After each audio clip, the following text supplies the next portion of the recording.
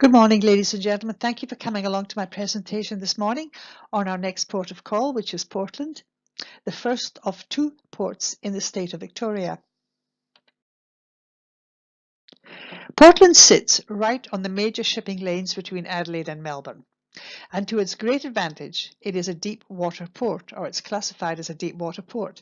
That means that the port can cope with large, heavily loaded ships whose draft is around 30 metres, meaning that the depth of the harbour is 30 metres or more, and this makes it a deep water port.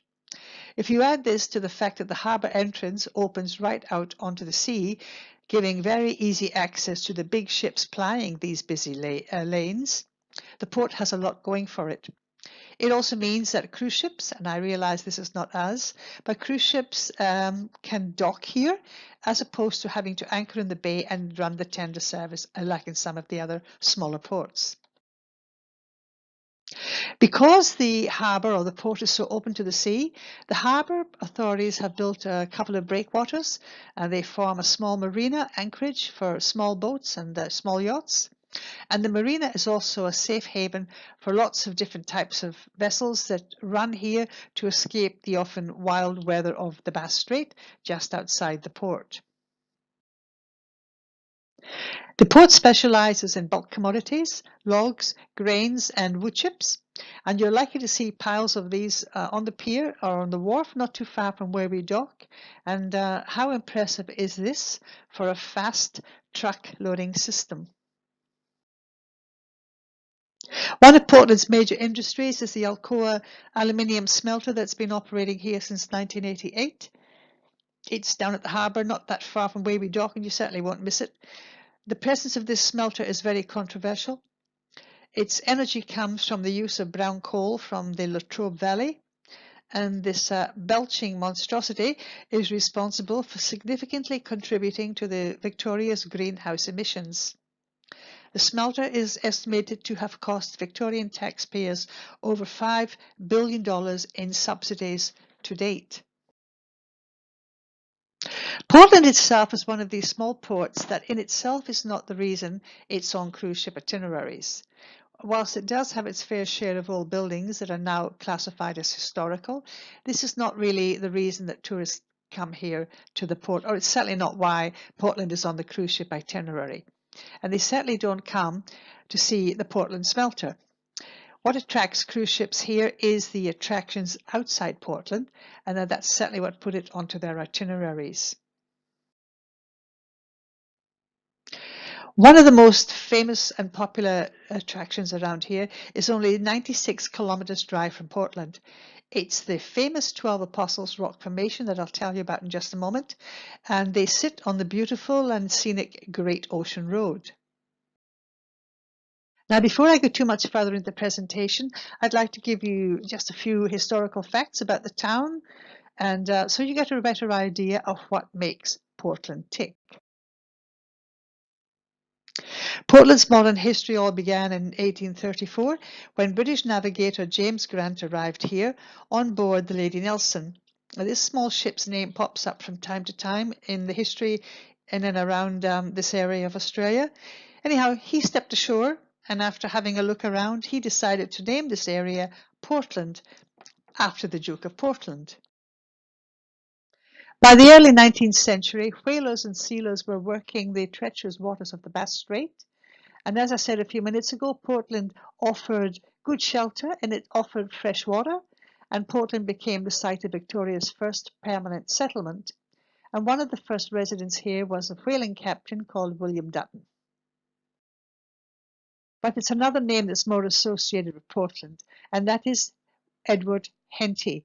He was born in England into a family of sheep farmers. He had 7 siblings, and in 1831 his father decided to send 3 of his sons to Tasmania in search of a better life. The following year, he sold up and followed with his 3 remaining sons. And after a 34-day voyage on a ship called the Thistle, they arrived in Van Diemen's Land, or Tasmania, as we know it today. Initial impressions of the land here weren't too good, so he dispatched Edward up to the mainland to suss out whether the land was any better there. Edward reported back on the good possibilities of Portland Bay, and the entire Henty family relocated and began raising sheep. Edward is said to be the first white man to turn a sod of land from a wooden plough that he made himself. He is also recognized as being the founder of the wool industry in the colony. The Henty family had been well established here and doing very well on the land for quite some time, when out of the blue in 1836, Thomas Mitchell arrived on their doorstep, declaring that they had no legal right to the land and that their squatter settlement was illegal. At the time, the British Colonial Office were trying to impose geographical limits on colonial settlements, keeping track, you could say, of who was where and doing what.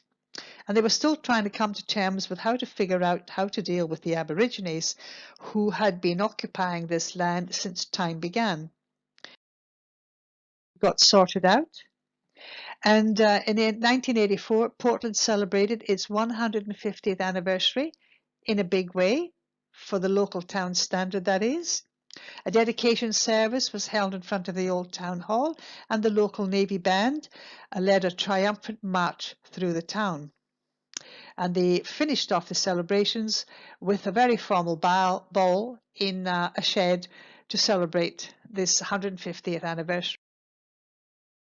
They even went as far as issuing a commemorative envelope with a portrait of William Henty on it, who I just told you a few minutes ago was very famous. In 1985, the following year, Portland was formally proclaimed a city on Monday, the 28th of October, in the presence of their Royal Highnesses, the Prince and Princess of Wales, Charles and Di. The population of Portland is 11,000, so it's not that big. The commercial centre is based around Percy Street. There's a number of usual small outlets and retail shops and little restaurants. And it kind of backs onto Bentinck Street, which overlooks the grassy foreshore and the town's marina. So if you're looking for the old buildings around here, Julia Street is known as the heritage section of town. And there's lots of buildings and churches. There's also, Portland also has a very thriving arts culture here. The Arts Gallery, the Arts Centre is not so much a tourist centre in itself, but it does run classes and encourage local artists. And in some of the shops in town, if you're interested, some of the artists have material. Now it goes to tell you something when the main attraction or one of the main attractions in downtown is a mosaic seat. This one is in front of the Bentinck Street down at the beachfront, and it's sponsored by the Portland Arts Society. And I really have to say it now, I can't help it. Exmouth had the big prawn, and Portland has the big chair. So now what there is to do, if you're going ashore on your own, to the town itself. The Portland Maritime Museum is not that far from the harbour area. It was developed to house the Portland lifeboat, built in 1858. This is now one of the oldest intact lifeboats remaining in the world. And it's here because it was pivotal in rescuing 19 survivors of the Admella shipwreck that ran ashore here in 1859 and smashed onto the rocks of the Carpenter Rocks. She was sailing between Adelaide to Melbourne at the time, and there was a loss of 89 lives. Now, noting that this area grew up on the whaling industry, if seeing a whale's skeleton is a bullet point on your bucket list, there's a perfect opportunity at the Maritime Museum to put a tick into that box. Now, clearly there are a lot more nautical exhibits here than one I've just mentioned, and it's certainly worth a visit and to get to. This little unassuming little blue sandstone house is called the Rocket Shed. It was built in 1886. It was built to house the rocket rescue equipment used by the volunteer rocket crews who were called out to try and rescue survivors of the many, many shipwrecks around here that occurred during the late 19th and early 20th centuries. This is a little bit different. It's very small, but if you happen to be wandering past it, you'll know what it is, and it might be worth a quick visit in. The Botanical Gardens were first opened to the public in early 1859, and they are the second oldest botanical gardens in Victoria. The system of paths were designed to reflect the early European designs, and I'm not sure if that's going to be so significant or so obvious to you, but it's just a fact of the gardens. And the layout of the paths remain pretty much to the original design. They're very tranquil, they're very peaceful, so if you've got nothing else planned for the day and you like the idea of this, head down to. There's a little blue stone cottage in the gardens. This was the home of the curator and his family. And part of the deal of him living in this cottage was that it doubled up as a shelter for visitors to the gardens when the weather was inclement and it was raining. Now, I'm not sure how I'd feel about a bunch of tourists stomping through my cottage with dripping wet gumboots and coats, but I guess it went as with part of the deal, so he didn't have too many options. Anyhow, the cottage was restored in 1965. It's now the home of the Portland Historical Society collection to the public. A little bit of a wild card, the Portland Powerhouse Car Museum.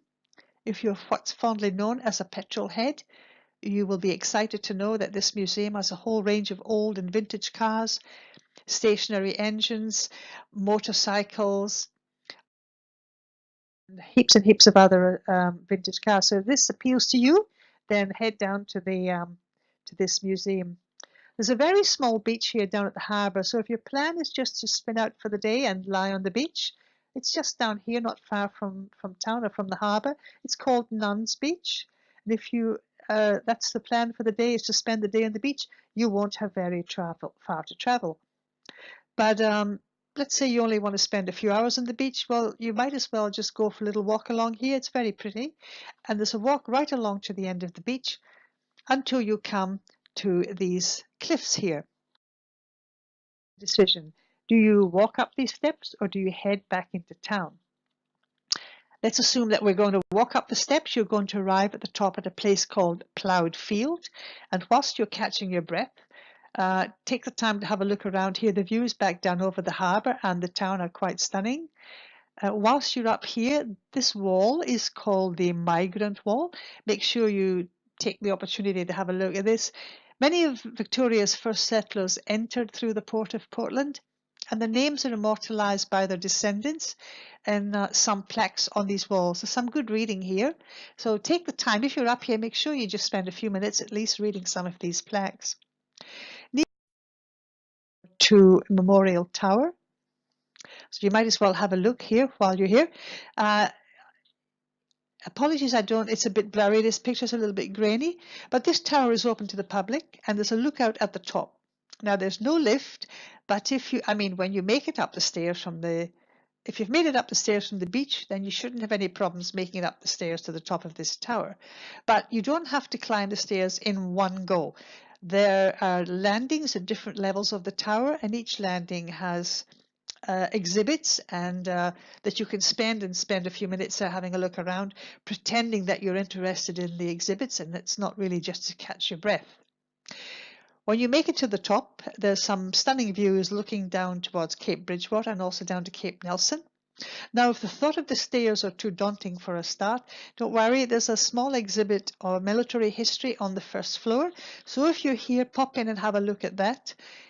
The little tram that runs around town, which I'm going to mention in just a moment, makes a stop here. So instead of walking up the steps from the beach, you could actually just take this little tram from town. The Little Portland Tram was established in June 1996, but it's become quite a popular attraction in itself. It runs along the scenic route from Henty Park, along the foreshore, the cliff tops, the Botanic Gardens, and it passes by the World War II Memorial. It also makes a call at the museum, the Car Museum. The drivers and conductors are volunteers, and the conductors give commentary all the way about the sites you're going to pass and a little bit about Portland's history. There's an enclosed section and there's an open section. Now, the real thrill seekers amongst you will obviously opt for the open outside section, and I don't think you even have to wear seatbelts, which makes it all the more exciting. The tram depot is stop number 1, and it makes 6 stops along the route. Now, if you look at the number of stops here, you'll see that some of them past the attractions I have just mentioned. Number 2 is the Powerhouse and Car Museum. Number 3 is the Botanic Gardens. 4 is the Maritime Museum. 5 is probably of no interest because it's the Portland Bay Holiday Park. It's just a stop on the route. And 6 is the World War II War Memorial. Now, those are the attractions in town that are easy to get to if you want to do this on your own. What I'm going to tell you now are some of the major attractions, and they're certainly outside town. And the best way of doing this is on one of the ship's tours. Cape Bridgewater Beach is about 10 minutes drive out of downtown Portland, down here.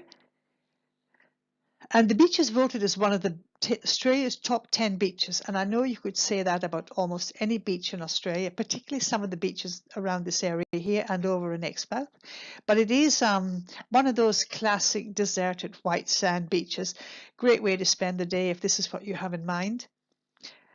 And those of you going on the ship's tour, there's a little cafe here. You can buy some lunch or light refreshments to keep you going for the rest of the day.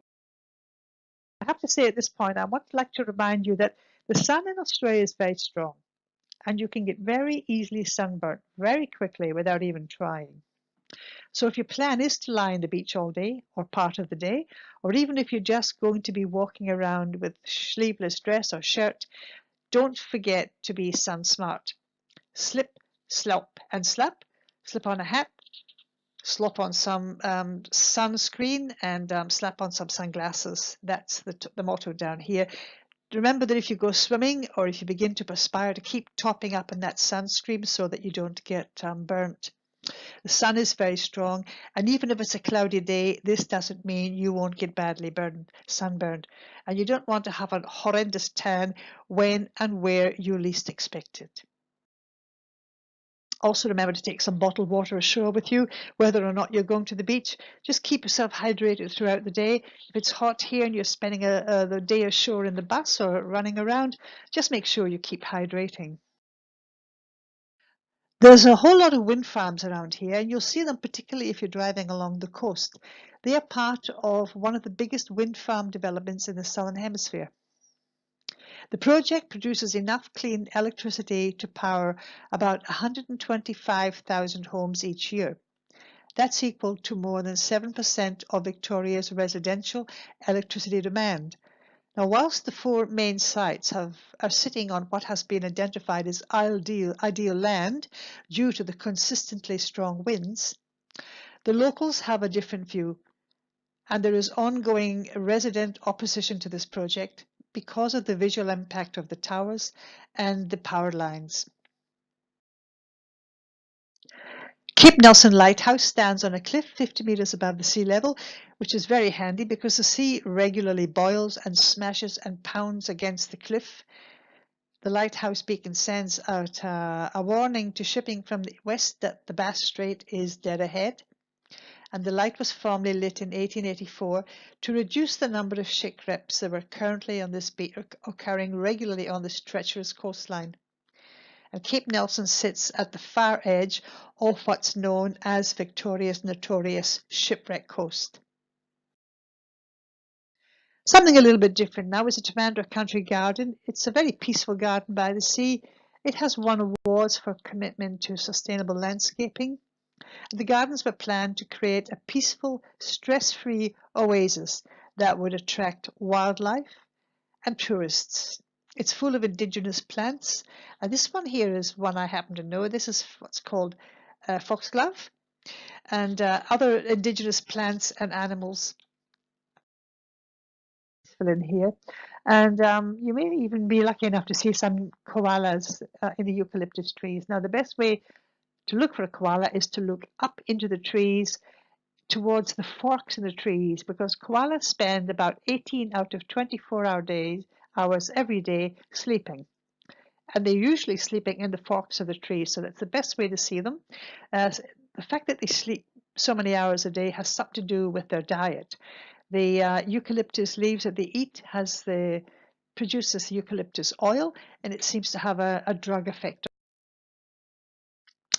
I read somewhere that one of these tours includes Devonshire tea. A Devonshire tea is a classic Australian iconic pastime. But if you're not familiar with this ritual, it consists of a big scone cut in half, lashings of red jam, has to be red, raspberry or strawberry, accompanied by a huge dollop of cream and a cup of tea to wash it down.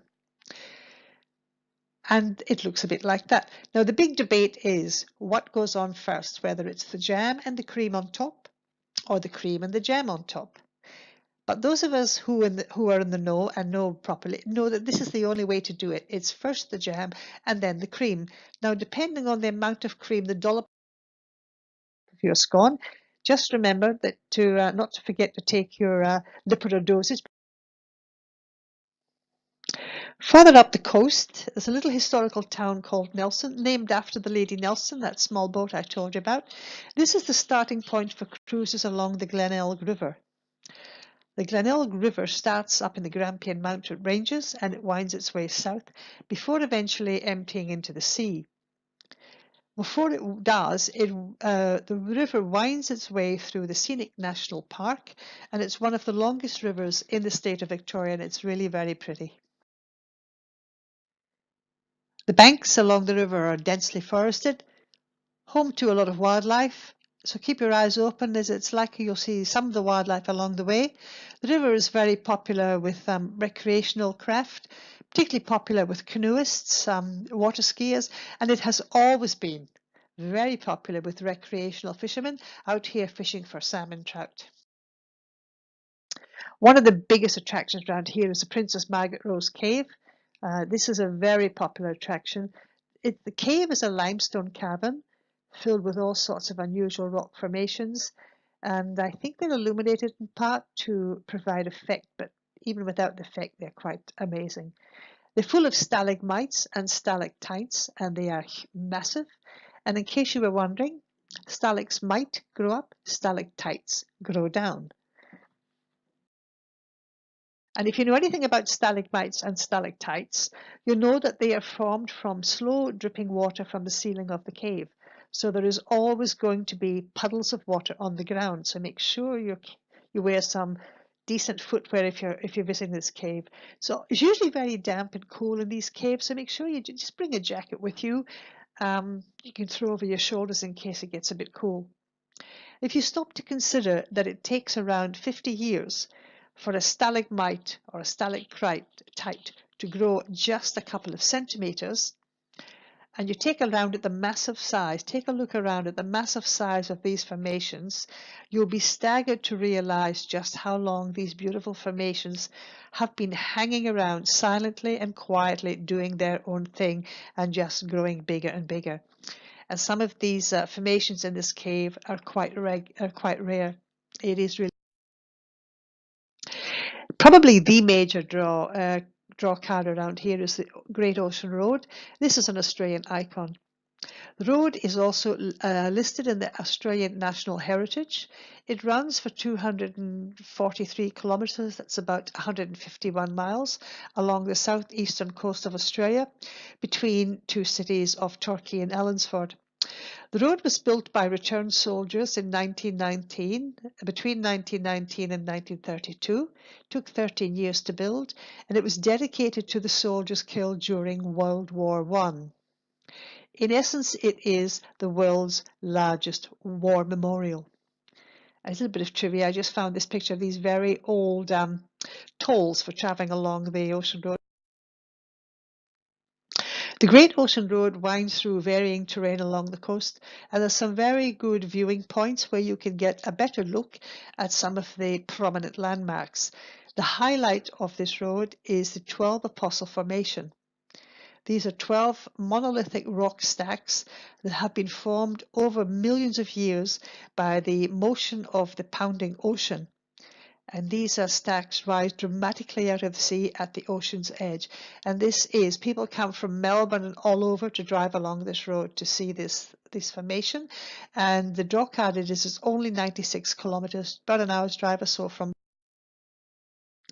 Another famous stop on the Great Ocean Road is Loch Ord Gorge. It's a very narrow opening to the sea, again flanked by sheer cliffs which have been worn away by the pounding sea over the years.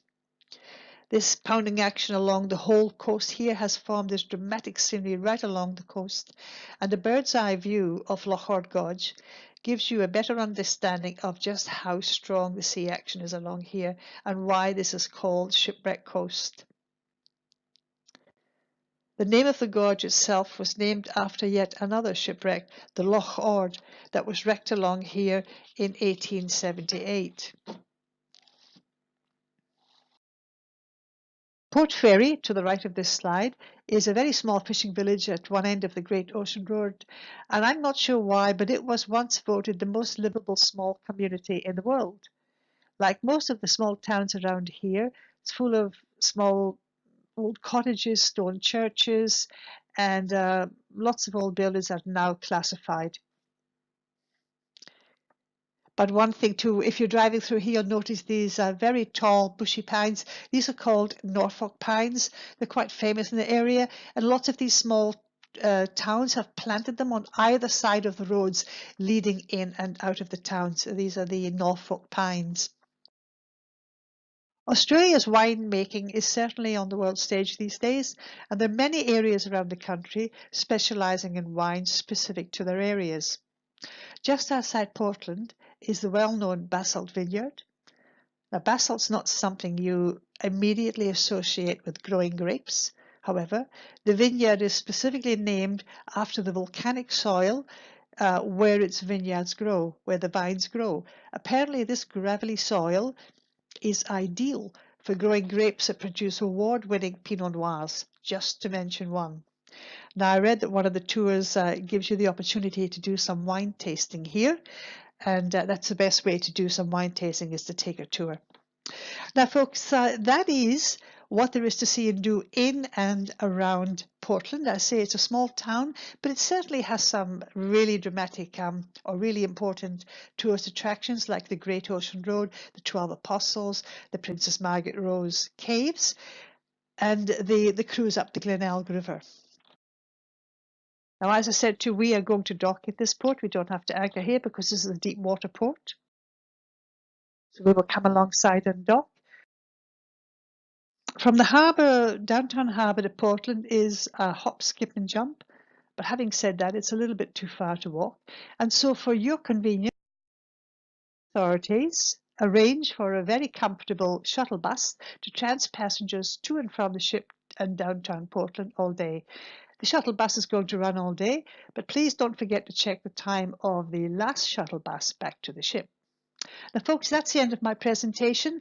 I'm doing two presentations today, this port and Burnie. So I will say if you decide to do in Portland, in Victoria, have an absolutely wonderful day. Thank you for coming along to my presentation, and good morning.